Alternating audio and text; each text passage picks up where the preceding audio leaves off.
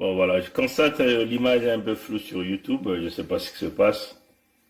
Euh, je sens comme si je suis pas sur full haute définition. Mais bon, on va essayer de faire comme ça. Salut, comment allez-vous, mes frères et sœurs Congo? Comme d'habitude, nous nous connectons aujourd'hui pour un petit temps simplement. Je crois que le frère Kai sera live d'ici peu. Euh, Vous voyez que Pompidou commence à vous fabriquer une cinquième république comme une alternative. Bon, comme vous le voyez, la politique française, j'ai vu pas mal de gens faire des commentaires et appeler même à voter des individus. Mais vous le savez, euh, si vous votez qui que ce soit, ce sera le même résultat pour nous, les Africains. Donc, au contraire, ce que nous devons faire, c'est de constituer un véritable bloc pour dégager clairement la France de nos territoires.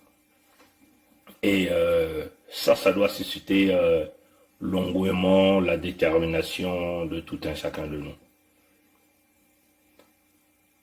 Prenez les leçons du passé.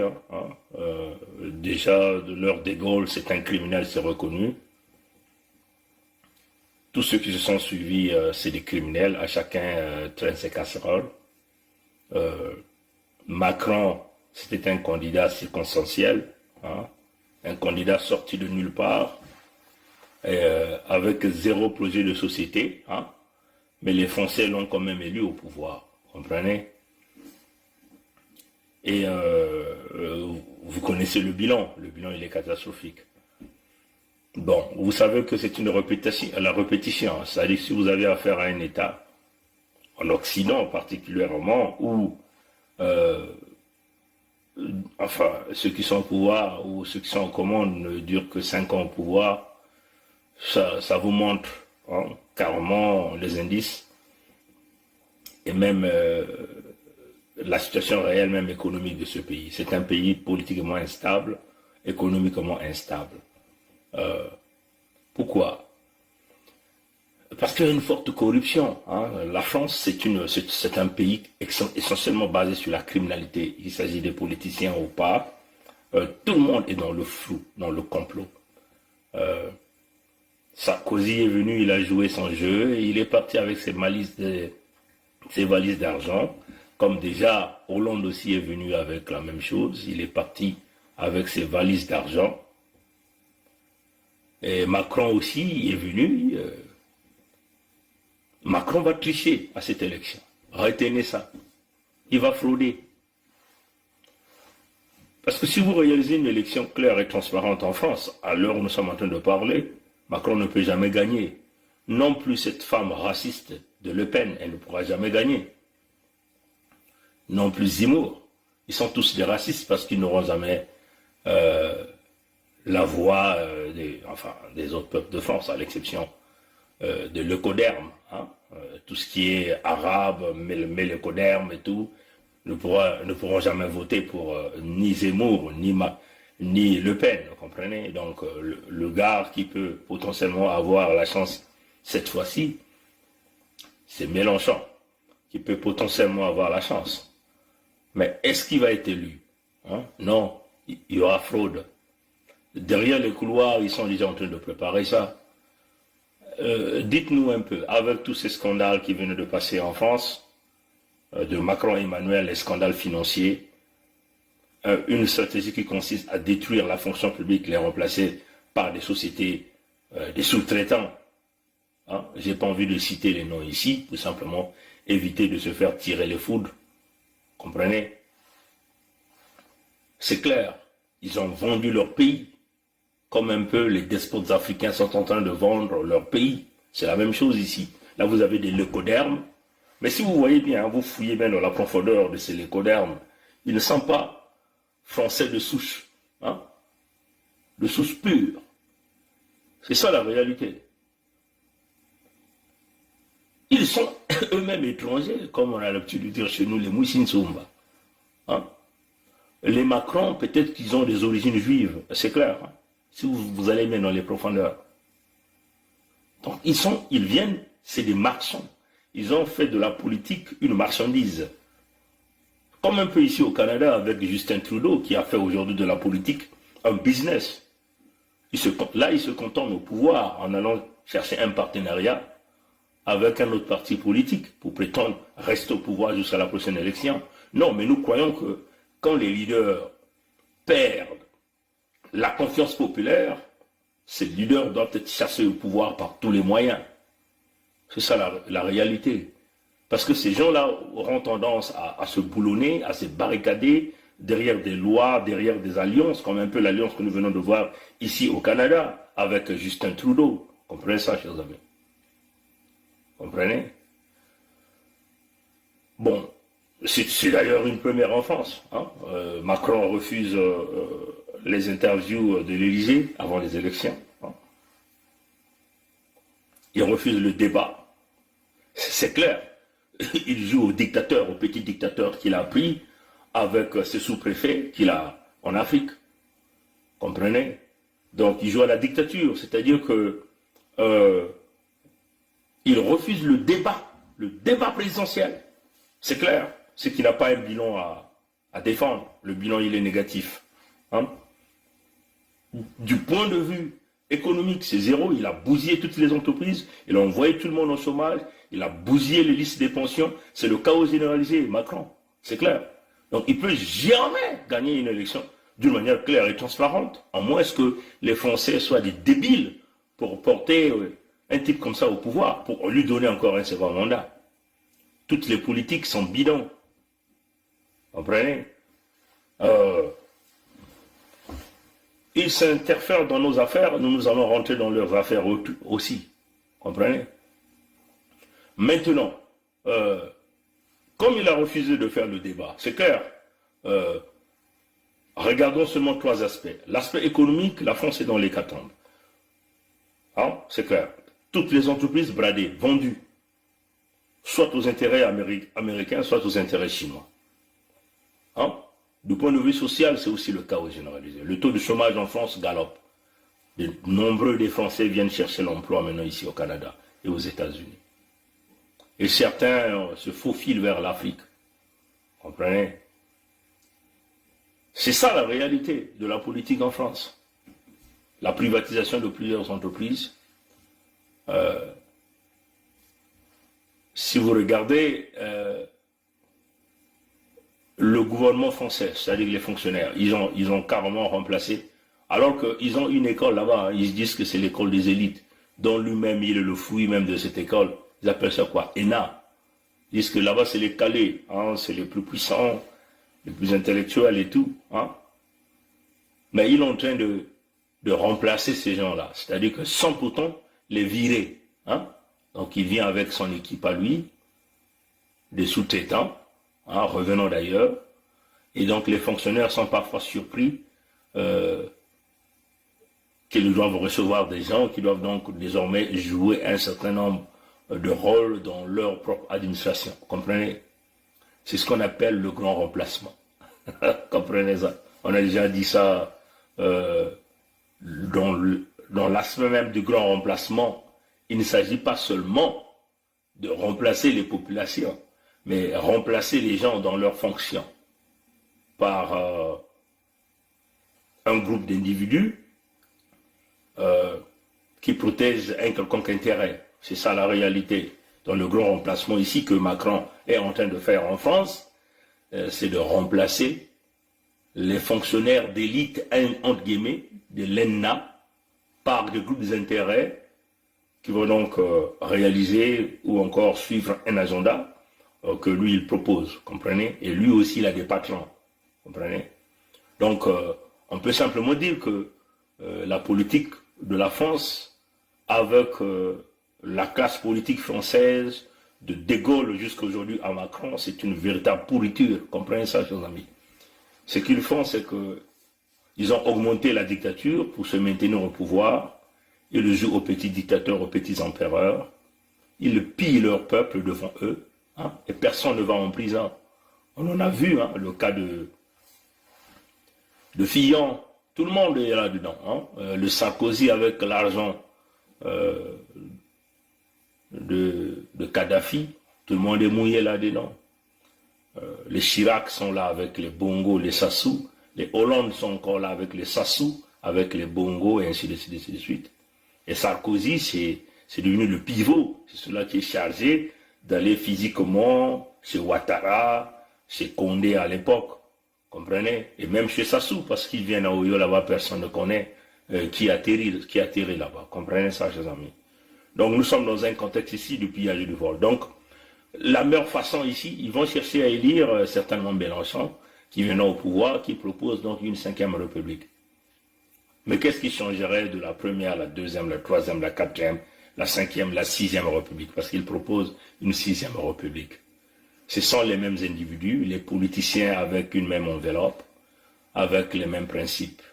C'est toujours le pillage de l'Afrique. En réalité, la 6e république qu'on vous propose, c'est simplement un étoffé noir qu'on est en train de mettre sur les yeux des Africains et qui croient. Et moi, je suis déjà très déçu même de voir un certain frère au sein de la diaspora appelle à voter telle et telle personne. Vous n'avez pas à faire ça. Mais de toute façon, même si vous appelez à voter Mélenchon, Macron va frauder avec toute la machine qu'ils ont mis derrière. Il va chercher à se boulonner au pouvoir comme un petit dictateur africain. Comprenez? La politique de Mélenchon ne changera rien sur votre quotidien en Afrique. C'est tous le tabac de la même pipe. Une fois à cette fonction, ils vont vous jouer les mêmes tours. Comprenez ça, chers amis? Nous devons, contrairement, nous devons nous battre à protéger nos terres, hein, à protéger nos peuples, à protéger nos ressources humaines. Comment le faire? C'est pour déboulonner, mettre hors d'état de nuire toute forme de dictature, les régimes qui sont éventuellement, qui se sont constitués sur la base du pillage, la destruction de peuples. Ça, c'est ce que nous devons nous concentrer, par tous les moyens. Tous nous devons être des rebelles. Tous nous devons tenir les armes. Tous nous devons tenir les cailloux. Comprenez? Parce que ce n'est pas de la politique ce que ces gens-là font. C'est devenu un commerce, un business pour les uns de protéger la gloire, de protéger les privilèges. Pour les autres, c'est tirer le profit en supportant cette condition de dictature. Comprenez ça, chers amis? Comme un peu ce que la France fait aujourd'hui avec les républiques 1, 2, 3, jusqu'à la république 5, c'est la même chose. Supporter la souffrance, mais tirer profit. Tous les hommes, vous voyez que nous venons encore de reposter cette vidéo sur notre mur Facebook, quand Bourgi vous dit, quand le dictateur Bongo Ondimba Bernard arrivait sur la place de Paris, tous les hommes politiques venaient s'aligner au niveau de la salle d'attente pour chercher à le rencontrer. C'est pourquoi? C'est la corruption. Comprenez ça, chers amis? Donc, à chacun tire son profit. Le roi est venu, je dois aller m'agenouiller. Ou je dois m'agenouiller devant le roi, lui donner mon postérieur pour qu'il me sodomise, pour que je puisse accéder à une fonction quelconque. Comprenez? Donc, de la réplique 0 à la réplique 5, ou peut-être la réplique 6, le dimanche, ou après dimanche, il n'y aura rien pour toi, l'Africain. Il n'y aura rien pour toi, Arabe. Comprenez ça, chers amis? Il n'y aura rien pour toi. Nous tous qui vivons dans ce grand continent suffisamment riche en ressources humaines, riche en ressources naturelles, riche en propriété, on peut dire, en terre. Comprenez ça, chers amis? Et qu'aujourd'hui, nos terres sont devenues aujourd'hui convoitées par tout le monde. Aujourd'hui, même les Africains au sein de l'Afrique sont en train d'emmerder les autres Africains à cause des problèmes de terre. Et là, nous prenons le cas de Paul Kagame. Comprenez? Kagame est en train de jouer un rôle très dangereux pour l'Afrique. Comprenez? Kagame veut mettre en place un empire. C'est ce qu'il est en train de calculer. L'empire que lui, il va dominer. Il est soutenu par les Américains. Parce que c'est l'Amérique qui qui soutient Kagame. Donc éventuellement les Clinton qui soutiennent Kagame. Ça, vous le savez. Donc vous comprenez. Donc Kagame est devenu aujourd'hui un goulot d'étranglement pour les peuples d'Afrique. Hein? C'est ça la réalité. Paul Kagame est devenu un élément dangereux pour la survie des autres peuples, dans la quiétude même au sein même de l'Afrique. Ce qui se passe en République démocratique du Congo, c'est piloté par Kagame Paul. Et là, Kagame Paul vient aujourd'hui dans l'entité Congo avec s'entendre avec les Mboshi, eux-mêmes des étrangers, pour vouloir occuper les terres des Congos. Comprenez? Et cette affaire de Paul Kagame, nous sommes en train de l'évoquer. Depuis très longtemps, on a parlé de ça. Paul Mabiala, que vous voyez là, Pierre Mabiala, vous voyez, le Mboshi est tellement intelligent. Hein? Enfin, on ne peut pas dire intelligence. C'est du malin. Hein? C'est les manigances, le comportement, l'attitude, les pratiques du diable. Hein? Ce que Mathurin a toujours fait, le Dahomey, qui est l'immigré de la colonisation française dans l'entité Congo avec C, il est rentré là en 1943 avec sa valise en raffia, en partant du Dahomey, et il est rentré par le port de Njinji. Il avait entre 6 ans et 8 ans, en 1943. Donc c'est un immigré de la colonisation, qu'ils ont amené au nord là-bas. Dans ses pratiques, qu'est-ce qu'il fait quand il veut vouloir faire mal, pour coller la réputation? Il ne peut pas prendre un garde du Nord pour faire le travail que Mabiala Pierre est en train de faire. Souvenez-vous, nous avons lancé des alertes consistant à refuser. Nous avons demandé au peuple Congo de refuser de payer toute taxe liée à une propriété là-bas, dans les terres Congo. Souvenez de ça. Et ils ont reculé par rapport à ça. Mais ils ont trouvé d'autres mécanismes qui leur a permis de continuer à venir récupérer les terres de Congo, soit par des achats. Mais comment acheter? Ça encore, c'est des techniques que vous devez savoir. La technique, c'est d'abord affamer les peuples, affamer les Congos, briser les emplois, freiner tout, aucune opportunité d'emploi, aucune opportunité, même dans le contexte de faire du business, parce que quand vous voulez faire un petit commerce, on vous emmerde avec des patentes, ainsi de suite. Comprenez? Donc on pousse les familles au bout. Et à la fin, ils viennent proposer de l'argent pour l'achat des propriétés. Bon, encore une autre technique, c'est qu'on utilise des intimidations. Hein? C'est ça la réalité. L'autre technique encore, on tue les nôtres, donc les parents, les détenteurs même, les propriétaires même de ces parcelles. Hein? Dès qu'ils arrivent dans les hôpitaux des Mboshi, enfin les dispensaires des Mboshi, on les injecte pour les emmener vite à la mort. Et les familles se mettent maintenant à discuter, vu que les gens ne travaillent pas, la souffrance est devenue à l'exponentielle. Et donc, le cas du décès, il faut de l'argent pour enterrer. 2 fois la diaspora, les gens ont envoyé, mais l'argent ne suffit pas. Il faut donc trouver des mécanismes pour donc chercher à vendre la propriété. Et c'est toujours eux qui sont les premiers à venir se pointer là-dedans. Et ils achètent avec quoi? Avec l'argent qui ressortent de la vente des ressources naturelles revenant des territoires Congo. Voilà pourquoi nous avons pris le décret numéro 1 USK qui consiste à récupérer toutes les propriétés des Congos qui avaient été vendues. Oui, ça va faire le retour de domaine au niveau du domaine de la fédération et la fédération va les redistribuer au Congo. Voilà ce que nous avons dit. Dans leur calcul de la manipulation, hein, on va donc trouver un partenaire. Ici, c'est Paul Kagame, le Rwandais. Beaucoup des investissements d'Engeso, des nordistes au niveau du Rwanda, aussi d'autres dans d'autres pays. Et il propose donc au Rwanda le deal.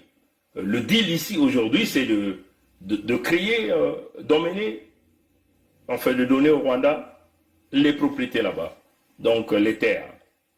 Et donc le Rwanda va chercher à protéger ces terres-là par une présence militaire, comme un peu toutes les autres nations font à travers le monde entier. Vous voyez des bases américaines partout, des bases françaises, des bases militaires françaises partout, c'est pour protéger les intérêts. Donc Paul Kagame est en train de jouer ce même rôle. Paul Kagame connaît bien cette histoire que nous sommes en train de parler parce que nous sommes en train d'alerter Paul Kagame. Nous sommes en train de dire à Paul Kagame, ne va pas sur ce chemin parce que ces terres, on les arrache violemment, sans autorisation, sans référendum des peuples Congo, et on vous le donne. Donc toute signature, Sassou n'est pas reconnu. Sassou est reconnu dans leur République du Congo, l'entité Congo avec C, là-bas, dans le nord, là-bas. Mais en partant de la Léfini jusqu'à Luango, Sassou n'est pas propriétaire de ces terres. Donc toute signature réalisée par un système irrégulier ne peut être considérée. Là encore, vous avez été averti, on entend le dire à Paul Kagame, ne va pas sur ce terrain, parce que les détenteurs de ces terres, même Maluku dont on vous parle, c'est dans Mpangala. Mpangala fait partie de la fédération. Donc, un jour, ne revenez pas nous dire que vous ne saviez pas. Il y a maintenant 2 pays là-bas. Il y a la Fédération Congo, un autre pays, et la République du Congo, qui est là-bas, après la Léfini jusque là-bas. Les Téké n'ont qu'à se démerder là-bas, hein, les Téké nordistes. Vous comprenez? Donc, toute terre que vous allez récupérer, et que vous avez l'intention de venir protéger par une base militaire, et dans votre calcul, vous voulez apparemment mettre le fils zaïrois, comprenez, comme vous avez fait en RDC, au Zaïre là-bas, vous avez pris Kabila, qui est un Rwandais, et là vous avez mis un autre pontin qu'on appelle Tshisekedi, sous votre contrôle. C'est une déclaration de guerre. Donc, comprenez? Donc, nous le disons encore à M. Kagame, nous ne sommes pas venus au Rwanda pour vous emmerder. Vous comprenez? Nous ne sommes pas venus dans vos territoires à vous pour vous emmerder. Hein? Mais vous venez dans nos territoires à nous pour nous emmerder. Est-ce que vous comprenez la dimension? Donc, c'est autre chose là. Hein? D'accord, il n'y a pas de souci. Venez avec votre base militaire rwandaise, là, dans l'entité Congo avec C, pour prétendre protéger les terres qui ne vous appartiennent pas. On va donc aller en guerre contre la République du Congo, et vous rentrerez pour essayer de protéger la République du Congo en tant que belligérant. Il n'y a pas de souci, on va le faire, on est déjà habitué. Autrefois, on a même vu l'Angola venir installer les nordistes, les Motsi, les étrangers, au pouvoir sur nos territoires. Ils ont bâti des stratégies pour nous finir déjà, mais ils n'ont jamais pu finir les Congos. Les propriétaires des terres, les détenteurs des ressources naturelles, comprenez? Parce que ce sont nos terres ancestrales. Et personne ne peut accepter ça. Comprenez ça, chers amis? Donc, et tout ça, ça se fait devant Pompidou. Comprenez? Et Mélenchon est bien informé. Macron est bien informé de cette situation. Mais tout le monde ferme les yeux parce que c'est une forte corruption. Le fait déjà de donner le Rwanda à la francophonie, Rwanda qui est déjà dans le Commonwealth. Tout est dit là, comprenez ça, chers amis. C'est-à-dire que dans la tête de cette pourriture politique, le coderme de Paris, c'est que nous sommes pires que les animaux, il faut nous finir. Donc, malgré que Kagame c'est un négro, mais c'est un nègre de maison. Donc lui, il suit les instructions. Quand on nous dit massacre plus d'1 million, on va faire le génocide du Rwanda. Et tous on va participer. Il va le faire parce qu'il a besoin de prendre le pouvoir aujourd'hui. Aujourd'hui, tout le monde parle du Rwanda, mais le Rwanda devient un goulot d'étranglement pour l'ensemble de beaucoup de peuples. Plus de 15 millions de massacres en République démocratique du Congo. Le Rwanda est très impliqué. Les noms sont connus, mais c'est caché dans les tiroirs à l'ONU. Vous comprenez ça, chers amis? Et le même Rwanda est en train d'avancer auprès de nous. Mais attention à l'Angola. Attention à la République du Gabon. L'Angola est en train de dire non, non, non, c'est leur problème à eux là-bas. Les Gabonais sont en train de dire non, non, non, c'est leur problème à eux là-bas. Les Camerounais sont en train de dire attention. Ce gars, Kagame, est vicieux. Hein? Il veut devenir propriétaire des terres partout, mettre la base militaire pour emmerder les peuples. Et ne nous parlez pas du panafricanisme dans ce contexte. Pourquoi les panafricanistes ne parlent pas de cette situation? De la prise des terres des gens par les Africains et par force des Africains qui rentrent en collision avec des régimes politiques en place. Comprenez ça, chers amis? Donc, La 5e République et la 6e République qu'ils veulent vouloir mettre en place, c'est dans tout ça. C'est dans l'objectif de nous finir, nous exterminer. Comprenez ça, je dis. Et là, je vais rapidement terminer sur ce point-là. Vous savez ce que Poutine a fait en Ukraine? C'est l'USK. Nombreux parmi vous ne voient pas ça. C'est l'USK. Vous avez des peuples de Lugansk et de Donetsk qui ont été sous la pression, sous la colonisation, sous la dictature, sous les bombes, sous le pillage. Hein? Comprenez ça, hein? Mais ils sont dans l'Ukraine, non? Hein? Comprenez? Et ce que Poutine a fait, et ce que ces peuples de Lugansk et de Donetsk, donc toute cette région du Donbass qu'ils ont fait, c'est égal à l'USK. Vous ne voyez pas ça?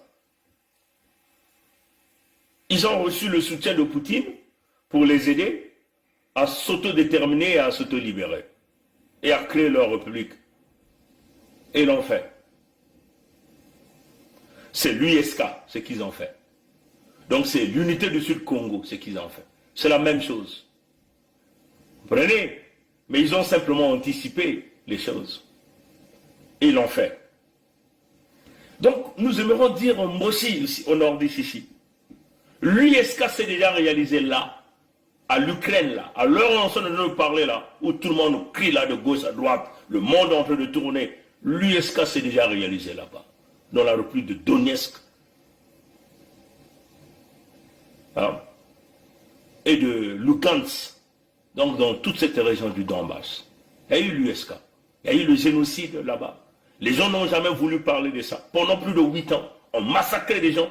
Personne n'a voulu parler de ça. Les médias ont tout verrouillé. Comme un peu chez nous, hein, les génocides se réalisent sur le territoire Congo. Aucun média occidental n'ose en parler. Parce qu'il y a le veto de la France qui est là. Pour protéger tous les crimes réalisés par Paris et Pompidou sur les terres Congo. Comprenez? On tue les gens, on prend des gens devant le HCR, une organisation des Nations Unies, au beach de Mfamavoula. On les met dans les conteneurs, on les élimine. Silence radio sur le monde entier. C'est comme un peu ce qui se passe à Donetsk là-bas. Comprenez? Et chez nous, c'est plus de 8 ans. À Donetsk, peut-être qu'on peut dire 8 ans. Mais chez nous, c'est depuis 1997 que le pire est rentré de chez nous. On vient nous tirer avec des hélicoptères de combat. Avec des tanks. On nous bombarde dans les forêts. On empoisonne nos eaux. Devant tout le monde. Le génocide se réalise, le génocide de Congo. Devant tout le monde. Silence radio à RFI, à France 24 et à tous les autres médias. C'est la même chose, ce qui se passe chez les Russes de l'Ukraine. Pendant plus de 8 ans, Zelensky et ses gars ont fait la même chose. Est-ce que vous voyez les parallèles? Chez eux, ça s'est réalisé. Ça veut seulement dire que ils ont cherché, les Russes qui vivaient en Ukraine, dans ces régions de Lugansk, Donetsk, donc dans toute cette région du Donbass, ont pleuré et ils étaient en train de chercher l'aide. Comme nous sommes en train de dialoguer avec des multitudes de gens, des multitudes de compagnies, des multitudes de pays pour nous libérer. Eux, ils ont déjà eu la chance, la porte s'est ouverte pour eux. Mais la porte du Congo s'ouvrira aussi dans cette affaire. Mais on vous dit, mes frères et sœurs, au Mossi, au nordiste, quand notre porte va s'ouvrir, quand on va commencer à tirer le coup de canon, on va raser tout le nord. Et personne de vous n'y échappera.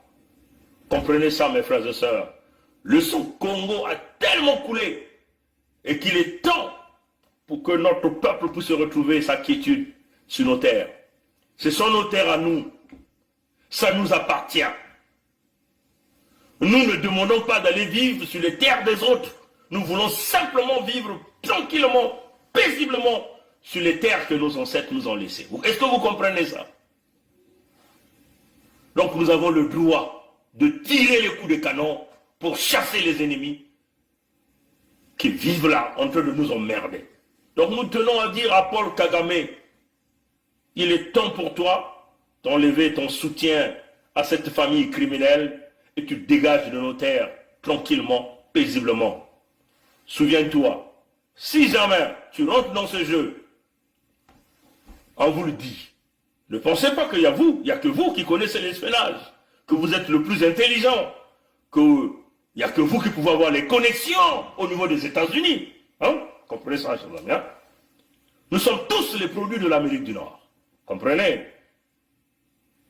Même si nous, on n'a pas fait l'armée, mais nous sommes un produit de l'Amérique du Nord. Un produit du Canada, un produit des États-Unis aussi. Comprenez? La route a toujours tourné. Comprenez?